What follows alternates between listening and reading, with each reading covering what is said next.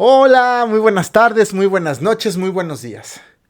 Ya saben, donde quiera que se encuentren y a la hora que nos estén escuchando o nos estén viendo, les saludo. Yo soy Alex Red y quiero presentarles este nuevo programa que he decidido titularlo como Mochilango.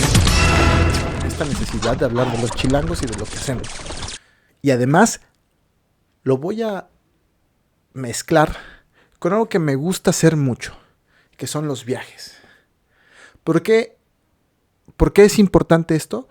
Pues porque considero que los viajes nos dan muchos elementos para comprender nuestro entorno, nuestro propio entorno, a nuestros vecinos, a nuestros amigos, nuestra propia cultura a través de conocer otras culturas, otros lugares.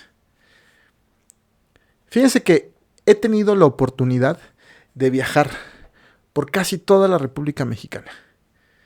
Muchas veces. Y hay lugares que son increíblemente espectaculares. Muchos de estos viajes los pueden ustedes encontrar en el canal.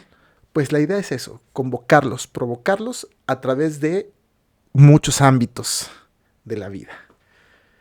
¿Qué les parece si comenzamos y empezamos a platicar del tema? Vamos.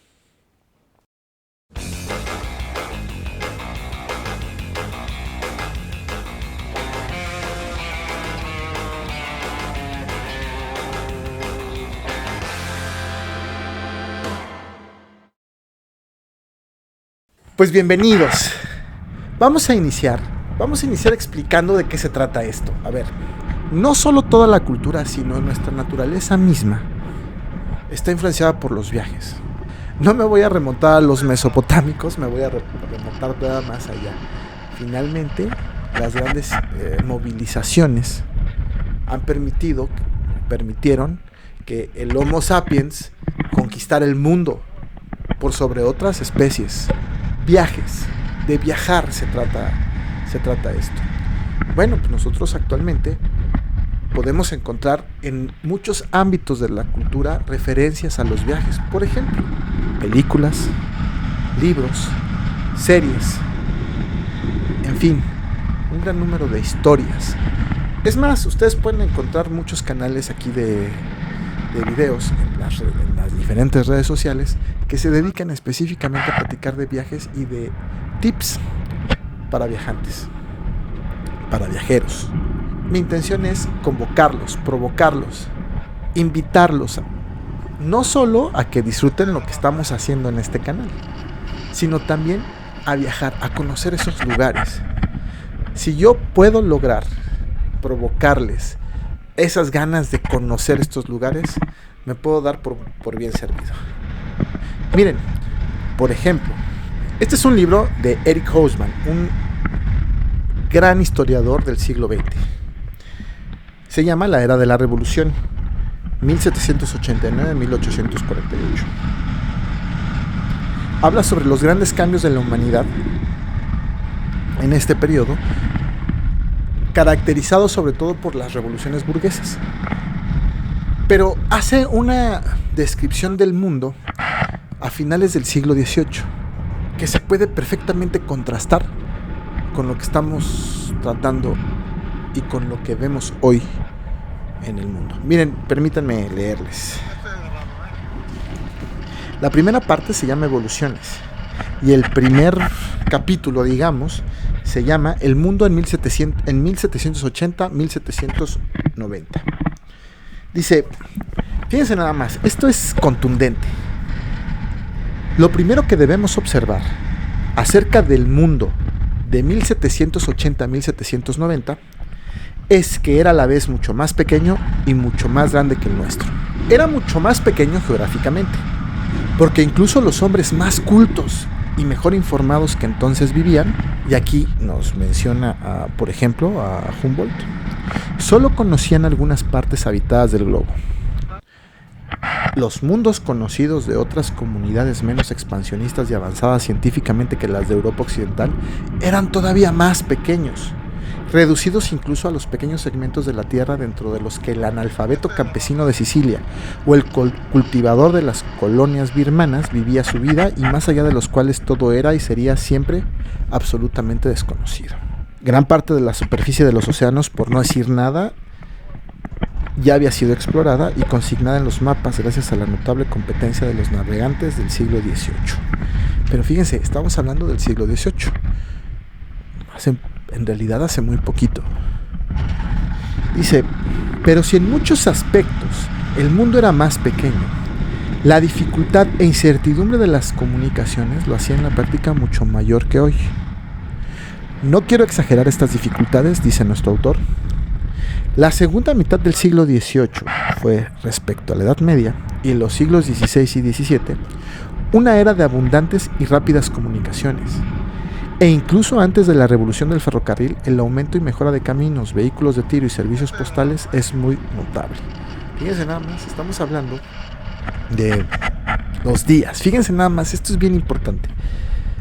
Entre 1760 y el final del siglo, el viaje de Londres a Glasgow se acortó de 10 a 12 días a 62 horas. El sistema de mail coach o diligencias, instituido en la segunda mitad del siglo XVIII y ampliadísimo en el final de las guerras napoleónicas, y el advenimiento del ferrocarril proporcionó no solamente una relativa velocidad, sino también regularidad. Pero las posibilidades, y esto es lo que me interesa, para el transporte de viajeros por tierra eran escasas, y el transporte de mercancías era a la vez lento y carísimo. Fíjense, los gobernantes y grandes comerciantes no estaban aislados unos de otros.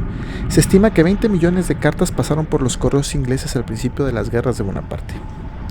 Pero para la mayor parte de los habitantes del mundo, las cartas eran algo inusitado y no se podían leer o viajar, excepto tal vez en las ferias de los mercados, fuera de lo corriente. Si tenían que desplazarse o enviar mercancías, había de hacerlo a pie utilizando lentísimos carros que todavía en las primeras décadas del siglo XIX transportaban 5/6 partes de las mercancías francesas a menos de 40 kilómetros por día.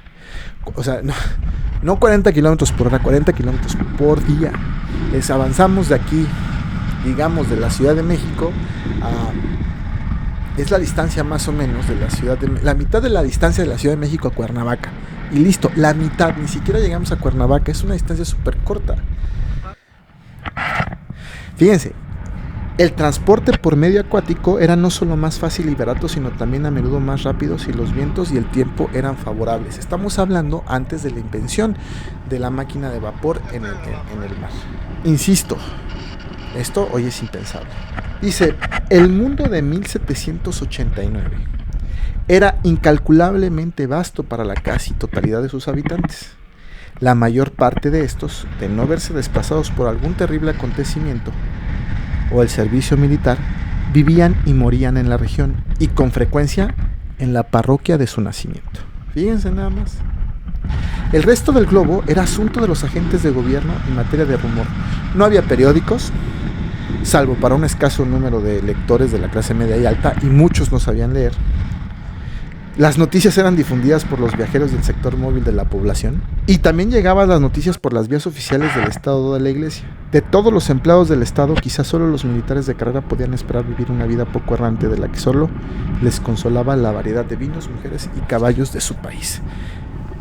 Hoy en día eso es, digamos, lo menos impensable. No nos lo podemos imaginar.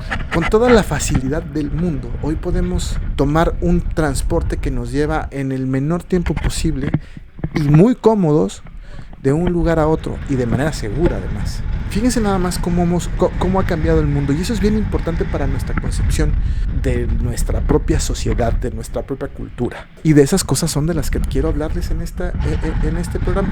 Miren, tengo un blog, lo he platicado mucho. Ahí he escrito algunas cosas que tienen que ver con los viajes. Solamente en los primeros 3 párrafos vamos a encontrar varias fuentes que nos pueden regalar miles de historias. Miren, permítanme. Aquí van a encontrar la imagen del blog. Como pueden ver, es del jueves 11 de mayo de 2017. Esto a propósito de un viaje que iba a hacer yo a carretera. Miren, vamos a ver. Todos los periodos vacacionales la familia estaba lista para salir. Opciones había. Así recorrimos todos los balnearios del estado de Morelos, con sus respectivos toboganes. Disfrutamos de las playas de Acapulco. Todavía llegamos a salir a Oaxaca o Michoacán en tren desde la estación de Buenavista en la Ciudad de México. En alguna ocasión, cuando llegó de visita a la familia de California, los llevamos a Chiconcuac por ropa, o con amigos de la familia a un rancho en Querétaro. Unas veces éramos solamente nosotros. Papá decía, vámonos, y era salir con todo y la abuela, que tenía que aventarse unos buenos rounds con su jefe por la intransigencia familiar. Todo el tiempo escuchábamos música e íbamos cantando.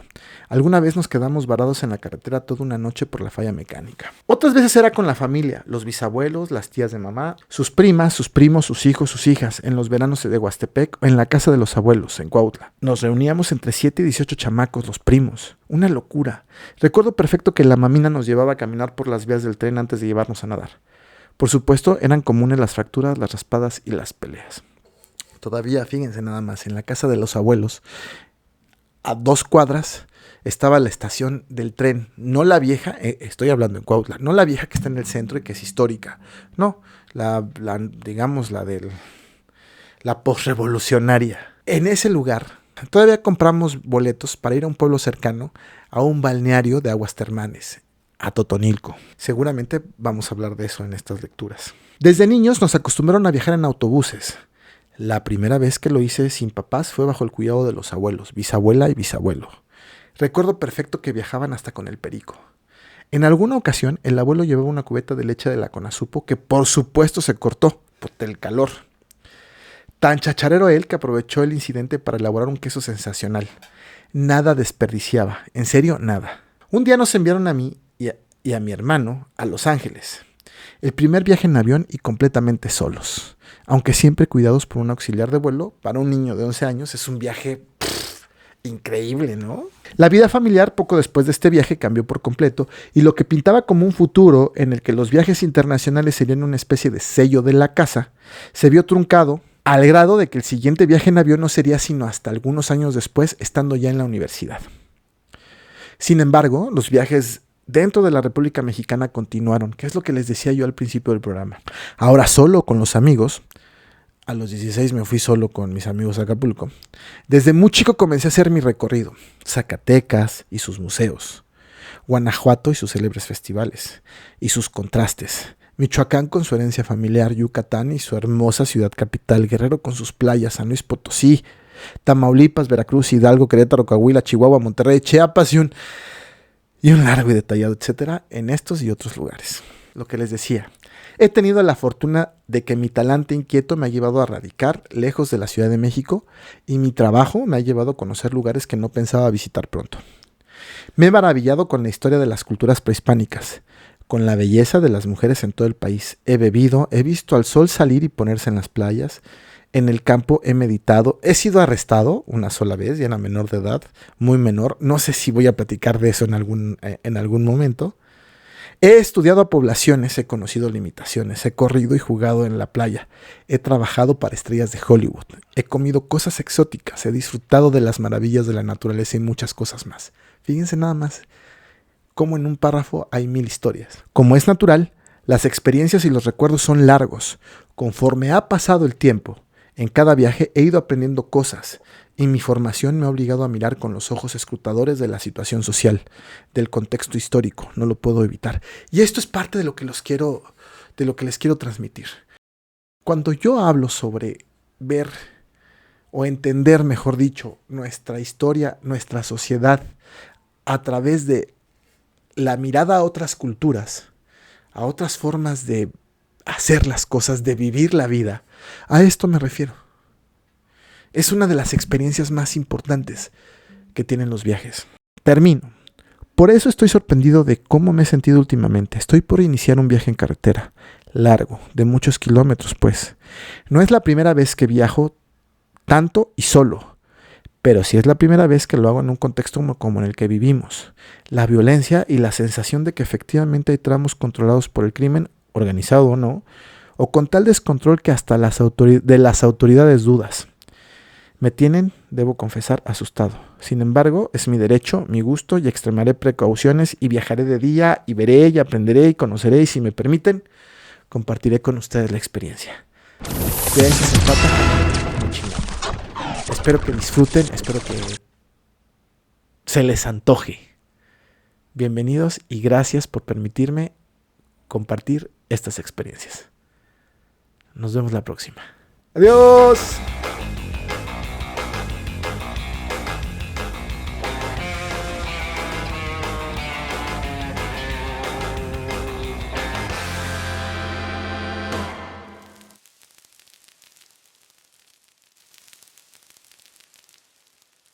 ¿Sí? Estuvo chingón, ¿no? Sí, es una buena idea.